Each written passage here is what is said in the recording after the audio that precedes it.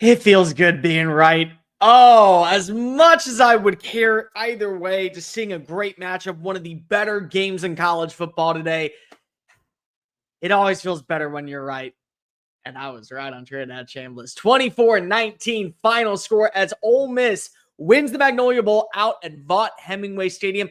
And we got a ton to talk about. So welcome on into SEC Unfiltered. It's Cole Thompson here. Like the video, hit the ring notification. Tiger Nation, Rebels Nation, make sure you go ahead and hit that subscribe button because we're over 25,000 subscribers. We talk Tigers football. We talk Rebels football. We react to every single major game, and we're talking about your team every single day. Download the podcast version of the show wherever you get your podcast listening systems. Follow us on the socials. Link in the description. Follow me at Mr. Cole Thompson and check out all of our great work found at secunfiltered.com. And as always, we're proudly brought to you by our friends over at FANDUEL. Go visit FANDUEL.com/SECU. Get started today with $300 in bonus bets when you win your first $5 bet. Sign it up, whatever you want. Lay down $5, win that bet. You're going to get $300 in bonus bets simply by winning. And now is the perfect time to start laying some money on Ole Miss making a run to the college football playoffs. All right, let's break this down. Trisain Shamblas. Was it a perfect game? Far from it. He missed some easy throws early on. The first time since 2023, a 3-and-out occurred for this Kiffin-led offense. And there were some faults. There were some stinkers. There were some duds. There were some bad throws. But I need you to do me a favor. Remember where Trisain Shamblas was a season ago. Remember his pathway to get to Ole Miss and how he was kind of discovered late in the process by Charlie Weiss Jr. and Lane Kiffin. And they were designing a couple of package plays for him. And we were talking about Austin Simmons being the dude. He was supposed to be the X factor. Division II Ferris State, 5,000 fans was the most that ever got to see number 6 play football. You could not convince me that that was a player who has just been in front of the primetime light for 3 games. You couldn't. Sorry. The way that he was able to deliver, masquerade against a top-level defense, a defense that was dominant still throughout the day, and found avenues, creases, third down attempts, everything that you need to see to prove that he was worth the hype after 2 games against inferior competition. It was on display. Nobody's going to go ahead and complain about it. 23 of 39, 314 yards, adding another 71 yards on the ground, finding the end zone, not just once. Finding the end zone once, nearly getting in there twice. You got to appreciate how the way the man played business. And then never panicked. That was the thing that was always really confident. Look how early Blake Baker's defense was able to get after Trisain Shamblas in this offensive line. They put him in a blender. They made him feel the pressure from the second that he called hut. And he never wavered. Yeah, it would have been very easy to lay down and say, you know what? Our offense was good against Tulane. That's a G5 school. That was good against Arkansas. Well, they're about to fire their head coach. They got boat raced by Notre Dame today. Over 600 yards put on them. It would be easy to say that. It'd be another thing to say, all right, I got my ass kicked. Time to go to work. And he delivered. Delivered on third down execution. One of the biggest stat lines, one of the big reasons why Ole Miss was able to win this football game. 50% on third down, 8 of 16. 2 4-down conversion attempts, and 480 yards of offense later. They responded. They got into field goal range. They took the advantages. They had one major catastrophic mistake with the Caden Lee fumble. Great play by A.J. Halsey, by the way. Go back and watch that. Excellent delivery. Great punch down right in the back of the end zone for a touchback. That should have been a 24-7 win, a 24-7 lead at halftime. But thankfully, LSU's defense stepped on up. And LSU's defense got after him. The thing that at least kept this thing so interesting were the penalties. Again, Ole Miss did not have a day that you want to write home about when it came to the negative plays. 14 penalties for 109 yards. Usually you tell me that, that's a loss. That's absolutely a dreadful performance because of the self-inflicting wounds probably put you behind the stick so much that you were never able to respond. But therein lies the other stat that we have to talk about. We'll get to that when we talk about LSU because they helped you out in a lot of different ways. We're in the fourth quarter. We're watching as Ole Miss is driving. It's third down. You got to go ahead and get that big-time play. And I'm talking about just stay in bounds, wait for the clock to run down. You can decide what you want to do on fourth down. Could end up being an easy field goal for you. Guys made the kick before. What makes you think you can't do it again? You go out of bounds. Oh, my God. If you were an Ole Miss fan, you were clutching your pearls. You were losing your mind. You were chugging the last of your bourbon, about ready to throw the glass at the television screen because a veteran quarterback doesn't make that type of mental mistake. They never do, nor should they make that type of mental mistake, because if that's something that you're taught from the get-go, keep the clock running. And you saw Lane Kiffin about ready to lose his mind, seeing a win be clasped away from him by a quarterback from Ferris State. What happened again? No panic in 6. No panic in a kid that's just built a little bit different than the rest of us. Built differently than you and I can tell you that much. Finds Daquan Wright. Wright goes on down. Ball game. Call to victory. Trisain Shamblas is special. I don't really care what you want to say about him at this point, what he didn't do, what are some things that he has to work on. LSU's defense, I'm not changing my stance on. That's a top 15 unit in college football. That was the reason this team stood a shot to even be in the matchup in the fourth quarter. The fact that they were able to get stops on third down, they were able to execute against Ole Miss's offense. They were able to put them in a position where they had to have holding calls and miscues and bad snaps, all because of they got after a guy in Trisain Shamblas, and they got after this offensive line. Got a couple sacks, major tackles for losses on excellent plays in the second half. They eliminated the rushing attack, held Ole Miss to 3.7 yards for the day, held Ole Miss to 2.8 yards per run in the second half. LSU's defense did its job for the most part. You told me that 24 points was allowed. 90% of the time, you feel confident you're walking away with a victory in that matchup. But unfortunately, there is the other part that has to respond. And that didn't show on up today. And that's why Ole Miss is sitting now at 5-0, feeling pretty confident, high and mighty, where they are heading into next week's matchup, heading into the rest of the season with games against Oklahoma, games against South Carolina, games against Mississippi State to close out the year. A Mississippi State team that very well, by the time that we get to the end of this video, could be sitting at 5-0 as well to set up for an epic Egg Bowl on a Friday night.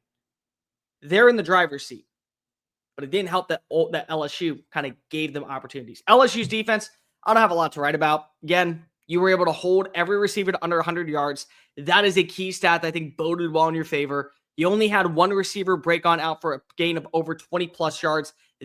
Two receivers break on out for a gain of over 25-plus yards. That was Caden Lee, Daquan Wright with the final play of the night. 66 yards, 64 yards, 38 yards, 24 yards, 21 yards, 18 yards, 14 yards. All the other receivers outside of Caden Lee, and you got a turnover inside the red zone. That's something that you can be proud of for the defense. You can't say that about the offense. You just simply can't. That's where we are at this point. Offensively, you know who you are, and it's kind of disgusting. Garrett Nussmeier didn't have time to throw. Poor offensive line execution. Horrendous field play. 197, 5.8 yards of play. Bad interception in the first half. Found a way to respond with had that big touchdown pass to Nick Anderson that could have counted. Could have run the football to save your life. Harlan Berry was your leading rusher with 22 yards and 7 carries. You averaged 2.6 yards of play. 22 carries, 57 total yards. You didn't have a run over 10 yards. Came on one play by Caleb Jackson. You had 4 first downs on the ground. That's the storyline. You weren't able to move the football on third down execution. You went 2 of 16, if I'm not mistaken. You were 2 of 11. My apologies. You were one-dimensional as an offense. It's the same old song and dance. And the problem is that last season, you could trust Garrett Nussmeier to deliver a performance to remember. And largely, it's due to the fact of what he had up front. We took major advantages of that offensive line last year. We did not give them the credit where credit was due for how good of an offensive line, headlined by Will Campbell and Frazier and countless others who were in the trenches last year, protecting 13, who's now wearing 18. We didn't respect it.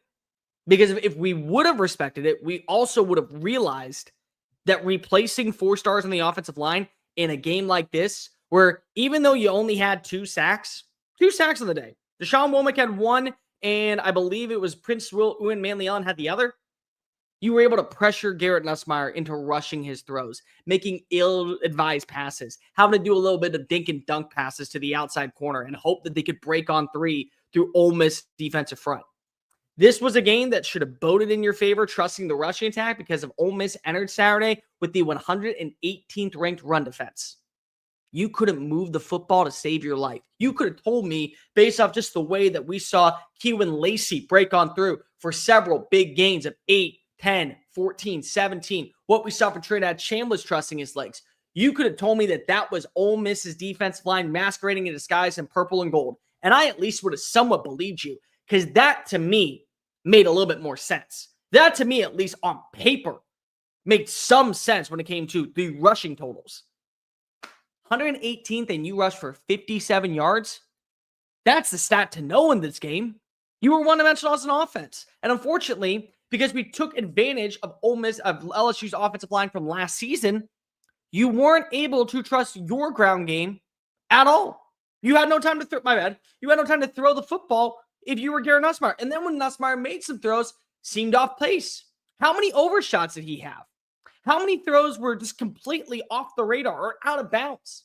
Issues like that eventually caused LSU to have to play panic mode offensively. And they never delivered at all. Horrendous on third down execution. Had almost zero explosive plays. If I'm not mistaken, looking back at it, you had one explosive play of 50 yards, two explosive plays of over 21 yards, including the big-time score to Nick Anderson. It was limited. Ole Miss did the part of making sure they kept everything in front of them and forced a lot of key drives to end in negative field position. And it ultimately came back to win. Again, it wasn't one of these trickery things of, Trisain Shamblas just had this gotta-have moment throw where it's like your jaw drops to the ground and you're awestruck that he made the play. He made some good plays, but he also had some stinkers of plays. You just weren't able to respond on LSU's side. And now you got to look at this from LSU's perspective. Your season's not over. It's one loss. One conference loss. You can still hold your own against Alabama. You face off against Vanderbilt. You take on Mississippi State, if I'm not mistaken, off the top of my head. You face off against Florida. You already beat Florida. You got games against Alabama still coming up. Arkansas, Oklahoma, South Carolina. My bad. No Vanderbilt. South Carolina was who I was thinking of. You can still win every single one of them, go 11-1 and punch your ticket to the playoff. You can lose another one of these games and still make the college football playoff. That's how good of a space you're in. You can. You can probably even lose two, and depending on what happens in the world of college football this year, depending on who the losses were to, you may even find your way in at 9-3. But the problem is that now we have to have the tough conversation of who we are as an offense. It's not good. Garrett Nussmeier may have weapons. Does he have time to throw? Does he have a secondary punch that you can trust when it comes to your ground game? I don't think so.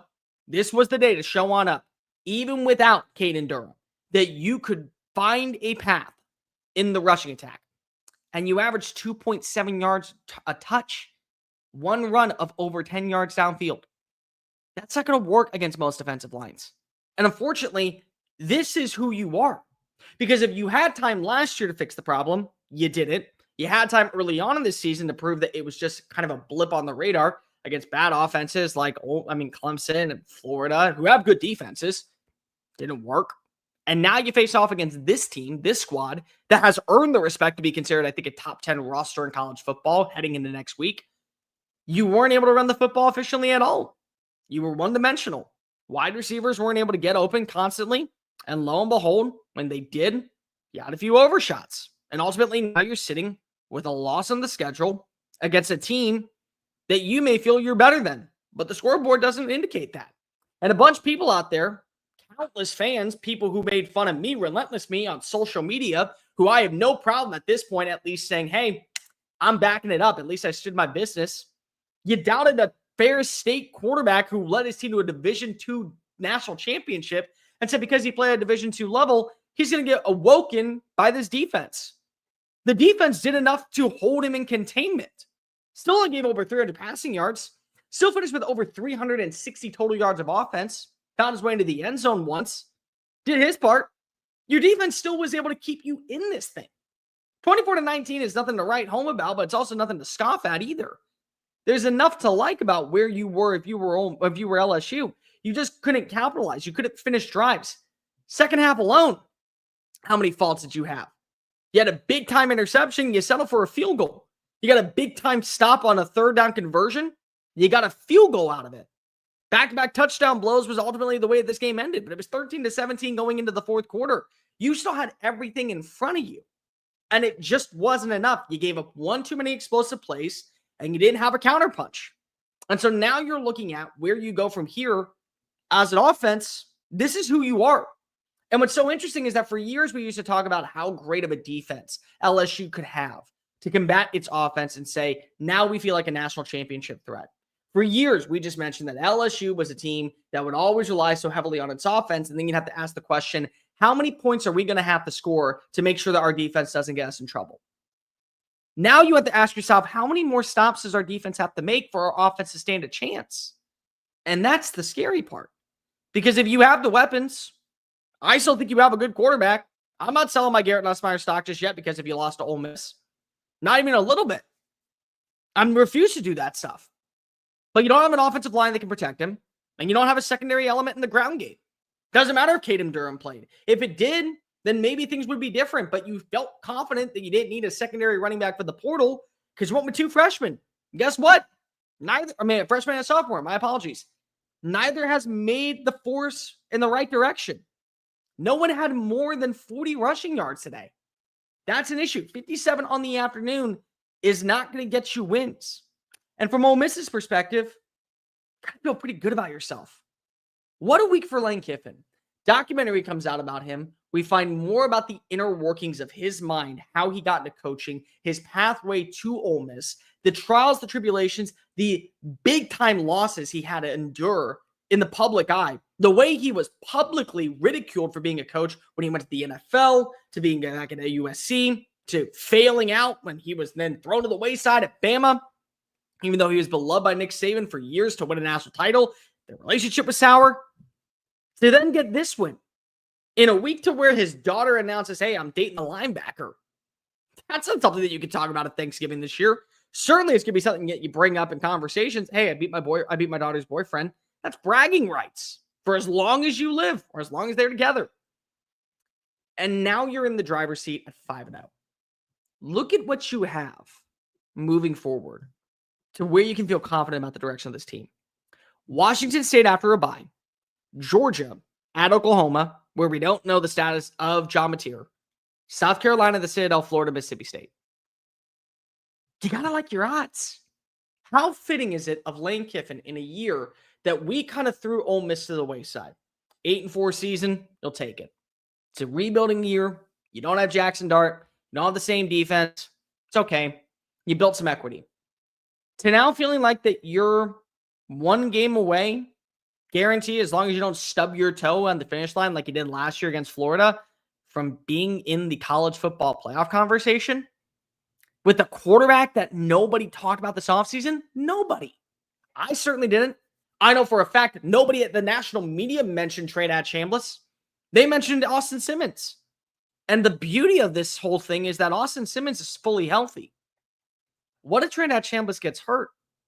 Okay, you're right back at square one. Your quarterback from a season ago that you trusted to get you that game momentous drive against Georgia is waiting in the wings. It's not a quarterback problem. That's a quarterback solution that I think most people would love to have. And you do.